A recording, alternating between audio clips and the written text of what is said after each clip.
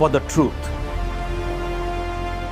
As the people's voice, fearless questioning.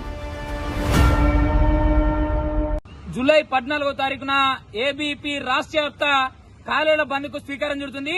చాతగాని దద్దమ్మ రేవంత్ రెడ్డి విద్యాశాఖ మంత్రి ఉన్నాడు. అయ్యా రేవంత్ రెడ్డి, నీ మనవనికేమో పూరీలేసి పెట్టు, మాలాంటి పేద విద్యార్థులు చదువుకునే హాస్టల్ ఫీజులు రావు, మెస్ ఫీజులు రావు, చదువుకునే రియంబర్స్మెంట్ ఫీజులు రావు.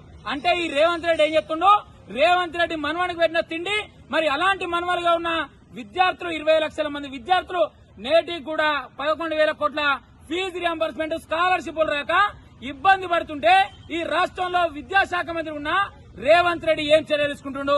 ఖబర్దార్ బిడ్డ రేవంత్ రెడ్డి, జూలై 14వ తారీఖున నీ యొక్క రాష్ట్ర ప్రభుత్వానికి ఏబీపీ బంద్తో నిన్ను గద్దె దింపడానికి స్వీకారం చుడుతుంది. విద్యార్థి మిత్రులారా, తల్లిదండ్రులారా, ఒక్కసారి ఆలోచించండి. ఈ యొక్క రేవంత్ రెడ్డి అనేక హామీలు ఇచ్చిండు. వచ్చినప్పుడే స్కాలర్షిప్ ఇస్తాడు, వచ్చినప్పుడే ఫీజు రియంబర్స్మెంట్ ఇస్తాడు. ఇప్పటికన్నా జ్ఞానోదయం కాండి. జూలై 14న ఏదైతే ఏబీపీ ఆధ్వర్యంలో జరుగుతున్న కాలేజీల బంద్ను అందరూ కూడా విజయవంతం చేయాలి. దీనికి ప్రైవేట్ యాజమాన్యాలు కావచ్చు, ప్రభుత్వ యాజమాన్యాలు కావచ్చు, తల్లిదండ్రులు కూడా అందరి యొక్క బంద్లో ఈరోజు పాల్గొని విజయవంతం చేయాలని ఏబీపీ నుండి మీ అందరిని కూడా మేము కోరుకుంటున్నాం.